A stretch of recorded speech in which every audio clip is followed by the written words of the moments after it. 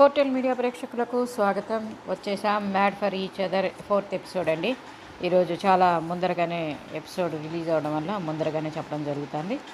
ఇంకా dining table దగ్గర నోకరాజు అంటూ ఉంటాడు, 15 సంవత్సరాల తర్వాత కూడా మీరు ఒకళ్ళ పాస్వర్డ్స్ ఒకళ్ళు తెలుసుకుంటున్నారు అంటే ఒకరి మీద ఒకళ్ళకి అనుమానం ఉందా అని చెప్పేసి ఆ రీజన్ చెప్పి కూడా మనం నామినేట్ చేయొచ్చు కదా అని చెప్పేసేసి అంటాడు. అంటే అవును చెయ్యొచ్చు, కాకపోతే అనగానే నూకరాజు అంటాడు, కాకపోతే మనం మెచ్యూర్గా ఉండాలి కదా, అది వాళ్ళ ఇష్టం, వాళ్ళు ఏం చేసుకుంటారనేది, నేను దానికి కాదనలేదు అనగానే అంతే అంటది వాసంతి. వాళ్ళలాగా మనం ఉండాలని లేదు, భార్య మీద ప్రేమ ఒక్కొక్కళ్ళు ఒకలా చూపిస్తారు, అందరూ ఒకేలా ఉండాలని లేదు, అన్నకు అది చూపిస్తా, ఇట్లా కొట్టించి ఎలా ఇక్కడి నుంచి ఇక్కడ కొట్టించిన తర్వాతే వెళ్తా నేను ఇక్కడి నుంచి అని చెప్పేసి నూకరాజు అంటాడు. కొట్టడం అంటే క్లాప్స్, అక్కడ దాన్ని ఉద్దేశించి అతను హ్యాండ్తో సైక్ చేసి చెప్తాడనమాట. తర్వాత హరీష్ గారు ఏం మాట్లాడుతూ ఉంటారంటే, love mad for each other is bigger. రెండు శరీరాలు ఒకటే, ఆత్మ మధ్యలో గాలి కూడా రాకూడదు, రెండు శరీరాలు ఒకటే ఆత్మ, మధ్యలో గాలి కూడా రాకూడదు అని చెప్పేసి అంటాడు. నూకరాజు, మీలా మేము ఉండాలని లేదు, అంటే ఒక్కొక్కరు ఒక్కొక్కలా ఉంటారు అని వాసంతి అని చెప్పేసి అక్కడి నుంచి అందరూ లేచి వెళ్ళిపోతారు. తర్వాత బ్రిటో వాళ్ళు హ్యాండ్ కాస్టింగ్ వస్తుంది, దాన్ని ప్రామిస్ వాల్లో పెడతారనమాట. రూమ్ నెంబర్ 4లో మహేష్ను శాండ్రా ఉంటారు. వీళ్ళిద్దరు శాండ్రా కొంచెం ఇన్సెక్యూరిటీ ఫీలింగ్ అనుకోవాలో మరేమో తెలియదు, కానీ కొంచెం డిఫరెంట్గా అనిపిస్తుంది నాకు. అక్కడ అందరూ డిస్కషన్లో ఉన్నారు కదా, మనం కూడా వై వీ లెఫ్ట్ అనేది వాళ్ళకు కూడా తెలియాలి కదా, మనం వచ్చేసామంటే అంటే ఆ తర్వాత డిస్కషన్స్లో మనకు అర్థమయ్యేది ఏంటంటే, శాండ్రాకి హెల్త్ బాగాలేదు, ఆ అమ్మాయి నిద్ర కొంచెం ఇబ్బందిగా ఉంది, సంథింగ్ దానివల్ల ఏదో హెల్త్ బాగోవటం వల్ల వచ్చేసారు. బట్ మధ్యలోంచి లేసి వచ్చేస్తే అది ఒక రీజన్గా తీసుకొని నామినేట్ చేస్తారేమో అన్న ఉద్దేశంతో మహేష్ ఇక్కడ శాండ్రాని కన్విన్స్ చేద్దామని చూస్తుంటే, శాండ్రా అయినో నాకు తెలుసు, కానీ నేను ఒకటే క్లారిటీ చెప్తున్నాను, ఎవరేమనుకుంటే మనకేంటి, మనం ఇక్కడ నువ్వేంటో నాకు తెలుసు, నేనేంటో నీకు తెలుసు అంటే, మహేష్ మన ఇద్దరికి ర్యాపో ఉండాలి అని చెప్పేసి కన్విన్స్ చేయడానికి చూస్తాడు. కానీ సరే ఇంకా అదంతా ఎందుకు, మన క్వాలిటీ ఆఫ్ టైం మనం స్పెండ్ చేద్దాం అన్నట్టుగా మహేష్ అంటాడు. అది శాండ్రా కొంచెం ఇదిగానే అనిపిస్తుంది నాకైతే, చూడాలి ముందు ఎలా ఉంటుందో. ఇంకా డామ్ రూమ్లోకి వచ్చేటప్పటికి అంజలి సోనియాతో అంటూ ఉంటుంది, ఒరే 2 రోజులకే హీట్ అయిపోయింది ఇక్కడ మూమెంట్ అంతా కూడా. అంటే సోనియా బేసిక్గా ఆయన ఇన్నోసెంటే, అంటే వీళ్ళు వచ్చి సంధ్య అండ్ బ్రిటో గురించి మాట్లాడుతూ ఉంటారు. ఆయన ఇన్నోసెంటే, మంచిగా అర్థం చేసుకునే మెంటాలిటీనే, కానీ తనే ఆవేశపడిపోయి మాట్లాడేస్తుంది. అంటే అలా ఆవేశంతో మాట్లాడితేనే, అరుస్తుంటేనే కంటెంట్ వెళ్తుంది అని చెప్పేసి అనుకుంటున్నట్టుంది, అదే పర్సెప్షన్లో ఉంది అన్నట్టుగా సానియా అంటుంది. మనల్ని వీక్ అన్నందుకు నాకేం ఇది లేదు, ప్రాబ్లం లేదు, అయితే చెప్పిన విధానమే అని చెప్పేసి అనుకుంటారు అంజలిను సోనియా. ఫస్ట్ నేనైతే నిన్నెందుకు తీసుకుంది అంటే వేరే క్వశ్చన్ ఏదో అనుకుంది, అంటే అంజలితో సానియా అంటుందన్నమాట, నిన్ను తీసుకోవడంలో తన క్వశ్చన్ అర్థం కాలేదు, అర్థం కాకుండా వేరే ఏదో క్వశ్చన్ అనుకొని నిన్ను తీసుకుంది, అయితే అది అర్థమైన తర్వాత దాన్ని మార్చుకోవాలి, కానీ మార్చుకోకుండా అదే కంటిన్యూ చేసింది అని చెప్పేసి వాళ్ళు డిస్కస్ చేస్తారు.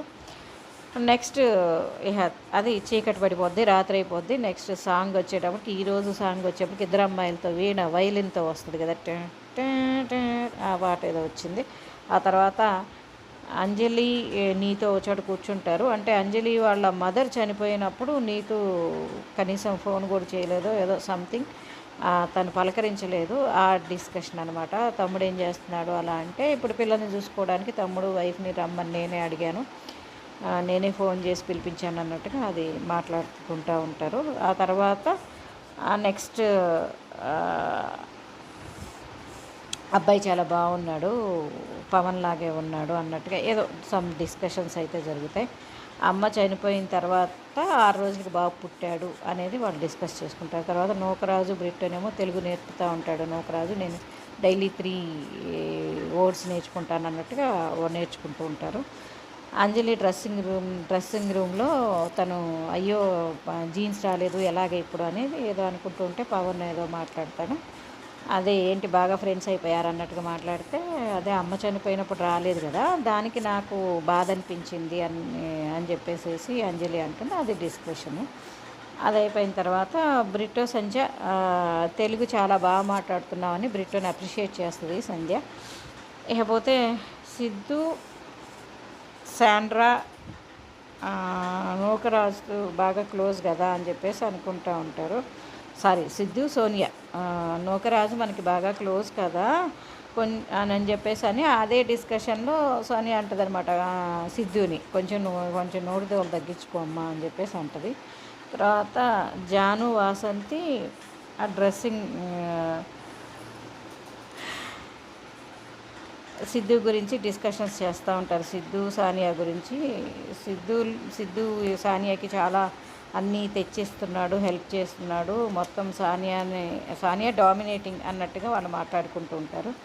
నిజంగా అప్పుడు మళ్ళీ ఇక్కడికి వస్తేనేమో అంటే రెండు సైమిల్టేనియస్గా చూపిస్తూ ఉంటాడు అనమాట. ఇక్కడ సిద్ధు, సానియానేమో అమ్మ అసలు నిజంగా నాకు మీద నీకు ప్రేమ అనేది ఎప్పుడు వచ్చింది ఏంటి అని చెప్పేసి అడిగితే సిద్ధు అంటాడు అదేదో షార్ట్ టైంలోనే వచ్చింది, కాకపోతే ఎప్పుడనేది నేను కరెక్ట్గా చెప్పలేను అని, అదంతా అలా జరిగిపోయింది అంటాడు. ఇక్కడ ప్రియాంక, శివు అడుగుతూ ఉంటుంది, నువ్వు నన్ను ఎంత ప్రేమిస్తున్నావు మాటల్లో చెప్పు, చేతల్లో కాదు, చేతల్లో ఎప్పుడు నువ్వు చూపిస్తూనే ఉంటావు, మాటల్లో చెప్పు అంటే నా ప్రేమ కొండంత ఉంది అంటే, ప్రియాంక ఏంటి మణికొండంత ఉందా, మణికొండంతలాగా పెరిగిపోతూ ఉందా, రేటు పెరిగిపోయినట్టు అంటే అవును ఎప్పుడు పెరుగుతూనే ఉంటుంది నా ప్రేమ అని చెప్పేసి శివు అంటాడు. ఇంకా సానియా సిద్ధు కాన్వర్జేషను దగ్గరికి వచ్చి ఆల్మోస్ట్ ఒళ్ళో కూర్చున్నట్టుగా కూర్చుంటే ఏంటి అలా వస్తున్నావు, కొంచెం జరుగు అన్నట్టుగా మాట్లాడతాడు. అదంతా ప్లేసే కదా అని చెప్పేసి సిద్ధు అంటే అక్కడి నుంచి లేచి వెళ్ళిపోయి దూరంగా కూర్చొని చెప్పమ్మా అంటది సానియా. సరే అన్న తర్వాత ఇక మళ్ళీ నువ్వైతే నీతో అతివృష్టి లేదంటే అనావృష్టి తల్లి అని చెప్పేసి అంటాడు. అన్న తర్వాత నువ్వు దయచేసి నా దగ్గరికి రావాక దగ్గరికి వస్తే బాగోదు అని చెప్పేసి అంటది సానియా. అది అయిపోతే ఇంకా కట్ చేస్తే రూమ్ నెంబర్ 6 చూపిస్తారు. పవను, అంజలి, వాసంతి ఈ ముగ్గురు డిస్కస్ చేస్తూ ఉంటాడు. పవనును అంజలి అంటారనమాట, అతను నీతో తప్ప అందరితో ఎక్కువగా ఉంటున్నట్టుగా ఉన్నాడు, ఒకసారి డిస్కస్ చేసుకోండి కొంచెం, ఎందుకంటే ఈ ప్రోగ్రాంలోనే కలిసి ఉండటం అనేది ఇంపార్టెంట్ కదా, ఒకసారి మాట్లాడుకోండి అని చెప్పేసి అంటారు వాళ్ళు. ఆ తర్వాత డైనింగ్ టేబుల్ దగ్గర కళ్యాణ్ భోజనం పెట్టుకుంటూ ఉంటే వాసంతి పెట్టబోతుంటే వద్దు నేనే పెట్టుకుంటాను అంటే, లేదు మాట్లాడాలి అంటే నేను తిన్న తర్వాత నేనే వచ్చి మాట్లాడతాను అంటాడు. ఇక్కడ ఏదో సంథింగ్ వాళ్ళిద్దరి మధ్య ఏదో డిస్టర్బెన్స్ వచ్చింది ఏంటి అనేది మనకు తెలియదు. ఇక స్విమ్మింగ్ పూల్ దగ్గర సానియా పడుకొని ఉంటుంది, ఇటువైపు ఏమో సిద్ధు కూర్చొని ఉంటాడు. సానియా అడుగుతుంది, స్కూల్లో నీకు ఎప్పుడైనా టీచర్స్తో కానీ ఎవరితో అయినా వన్ సైడ్ అయిందంటే ఏంటది టీచర్స్తో లవ్ ఏంటమ్మా అని చెప్పేసి అంటాడు సిద్ధు. అన్నదరం లేదు నాకు అయ్యిందంటే సమాజం ఒప్పుకుంటుందా అని చెప్పేసి సానియా అంటుంది. సమాజం దాకా ఎందుకు నేనే ఒప్పుకొని అంటాడు సిద్ధు అని. అలాంటి ఏమన్నా అయ్యిందా అంటే అవునా అంటే తోసేస్తా స్విమ్మింగ్ పూల్లో పిచ్చి అట్లా మాట్లాడితే అన్నట్టుగా మాట్లాడతాడనమాట. అంతటా డిస్కషన్ అయిపోతుంది. ఇంకా హరిత రొమాంటిక్ అవన్నీ కొంచెం ఇదిగా ఉంది. సరే బయట ఈలోపు ఇక మ్యాన్షన్ హౌస్ ఓపెన్ అవుతుంది, గార్డెన్ ఓపెన్ అవ్వగానే బయట శ్రీముఖి ఎంటర్ అవుతుంది. శ్రీముఖి ఎంటర్ అవ్వగానే పెద్ద పెద్ద పోల్స్ ఒక 10 ఉంటాయి అన్నమాట. ఇక్కడ ఇది ఫస్ట్ ఛాలెంజ్ అనమాట. ఇక్కడ ఏం చేశారంటే మనం టాస్క్లు అనేవాళ్ళం, బిగ్ బాస్లో అందరూ టాస్క్లు అంటారు కదా, ఇక్కడికి వచ్చి ఛాలెంజెస్ అంటున్నారు. ఈ ఛాలెంజెస్కి వీళ్ళు ఏంటంటే కొన్ని ఆ పాయింట్స్ని క్రెడిట్స్ అంటున్నారు. బాండ్ క్రెడిట్స్ అంటే వీళ్ళది బాండ్ కాబట్టి, రిలేషన్ కాబట్టి బాండ్ క్రెడిట్స్ అంటున్నారు. ఈ బాండ్ క్రెడిట్స్ ఒక్కొక్క జంటకి ఒక్కరికి రావాలనుకుంటా, ఆ వచ్చే క్రెడిట్స్ని బట్టి ఎలిమినేషన్ ప్రాసెస్ అనేది జరుగుతుందేమో ముందు మనకు తెలీదు. అప్పుడు ఈ ఛాలెంజ్లో ఏంటంటే మొత్తం 10 పోల్స్ ఉన్నాయి. ఈ 10 పోల్స్లో చిన్న నిచ్చెనలు చిన్నలాగా ఉన్నాయి. ఆ నిచ్చెనలో ఒక్కొక్క నిచ్చెన మీద ఒక్కొక్క బాల్ పై వరకు 5 బాల్స్ పెట్టున్నాయి. ఆ 5 బాల్స్ శాక్లో 2 కప్పులు ఉండాలి. శాక్ అంటే గోతం ఉంటుంది కదా, మనకు తెలిసింది కదా, బియ్యం గోతాలు వెనకటివి, ఇప్పుడు ఉండే ప్లాస్టిక్ కాదు, గోతాలు. ఆ గోతాల్లో 2 కప్పులు ఉండి నడుచుకుంది. ఆ బాల్ తీసి అంటే ఆ పోల్స్లో మెట్ల మీద బాల్స్ ఉన్నాయి కదా, ఒకదాని మీద ఒకటి పైన, అంటే కొంచెం గ్యాప్లో ఆ బాల్స్ని ఒక్కొక్క దాన్ని తీసి ఎదురుగా కొంచెం డిస్టెన్స్లో దూరంగా ఎవరి ట్రే వాళ్ళకి పెట్టారు, ఆ ట్రేలో తీసుకెళ్ళి వెయ్యాలన్నమాట. ఎవరు ముందు వేస్తే ఫస్ట్ ఎవరైతే కంప్లీట్ చేస్తారో ఆ కంప్లీట్ చేసిన వాళ్ళకి 25 పాయింట్స్, సెకండ్ కంప్లీట్ చేసిన వాళ్ళకి 20 పాయింట్స్, థర్డ్ కంప్లీట్ చేసిన వాళ్ళకి 15, ఫోర్త్ కంప్లీట్ చేసిన వాళ్ళకి 10, ఫిఫ్త్ కంప్లీట్ చేసిన వాళ్ళకి 5. అంటే ఈ 5 కపుల్స్ని మళ్ళీ సెకండ్ స్టేజ్ ఆఫ్ ఛాలెంజ్ ఉంటుంది. మిగిలిన 5 కపుల్ గేమ్లోంచి ఎలిమినేట్ అయిపోతారు అన్నమాట. ఇది ప్రాసెస్. దీంట్లో ఈ అయితే చూడడానికి చాలా, మనం చెప్పుకోవడానికి చూడడానికి ఈజీగా అనిపిస్తుంది, కానీ ఆ గోతంలో వాళ్ళు పరిగెత్తుకుంటూ వెళ్ళి అది తీసుకొని ఆ పైన ఫస్ట్ 3 బాల్స్ ఓకే కొంచెం ఈజీ ఉంది, లాస్ట్ పైన బాల్స్ తీయడానికి వీళ్ళకి అందట్లేదు. ఒకళ్ళు పైకి ఎక్కి ఒక మనిషి మీద ఎక్కించుకొని పైకి లేపి అలా తీయాల్సి వచ్చింది. అది కొంచెం ఇబ్బంది పడ్డారు కొంతమంది. అట్లా వచ్చిన వాళ్ళలో ఫస్ట్ కపుల్ వచ్చేటప్పటికేమో అంజలి పవన్ వచ్చారు. సెకండ్ కపుల్ వచ్చేటప్పటికి మనకి ఫస్ట్ ఏమో ఛాలెంజ్ 1లో ఫస్ట్ అంజలి పవన్ 2 స్టేజెస్. సెకండ్ కపుల్ వచ్చేటప్పటికేమో మనకి ఈ 5 కపుల్స్ ఎవరంటే ఫస్ట్ అంజలి పవన్, ఆ తర్వాత సెకండ్ వచ్చి ఆ తర్వాత సెకండ్ కపుల్ వచ్చేటప్పటికి శివ్ ప్రియాంక వచ్చారు. థర్డ్ కపుల్ నటరాజు నీతు వచ్చారు. ఫోర్త్ కపుల్ వచ్చేటప్పటికి వాసంతి కళ్యాణ్. ఫిఫ్త్ కపుల్ వచ్చేటప్పటికి నూకరాజు ఆసియా.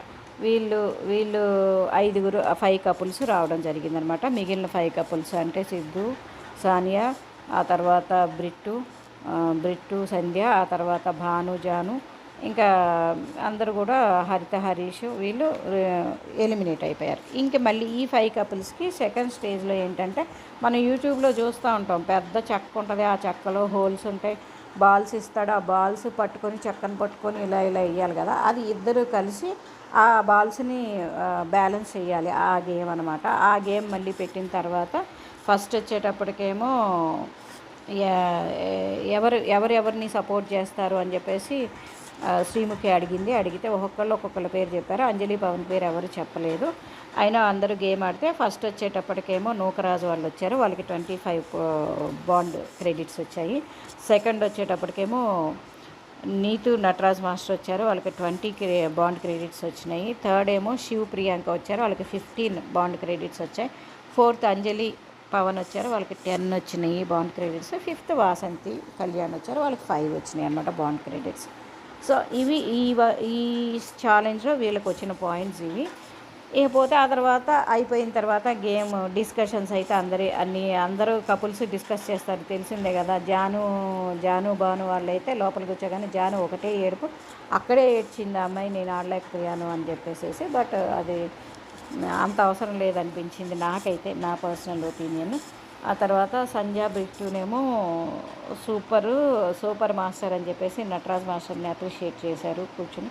శివ్ ప్రియాంక, జాను భాను అయితే ఏం పర్లేదు, ఇంకా చాలా గేమ్స్ ఉంటాయి, ఈ ఒక్క గేమ్ పోతే ఏం కాదు కదా అని చెప్పేసి జానుని ఇచ్చేస్తారు. అలాగే అతను కళ్యాణ్ కూడా, వాసంతి కళ్యాణ్ కూడా జానుని కొంచెం పొద్దున్న నుంచి నవ్వుతూ ఉన్నావు ఎందుకు అట్లాగా, మంచిగా ఉందా అంటాడు.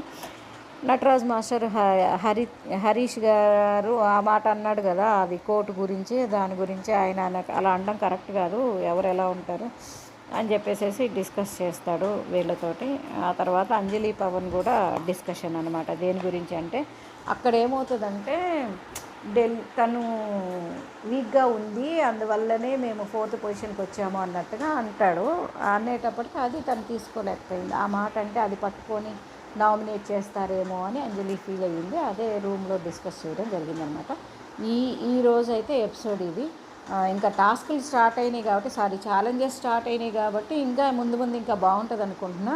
ఇప్పుడే గొడవలు స్టార్ట్ అయినాయి. ఓకే, ముందు కూడా ఇది కూడా బాగానే ఉండొచ్చు.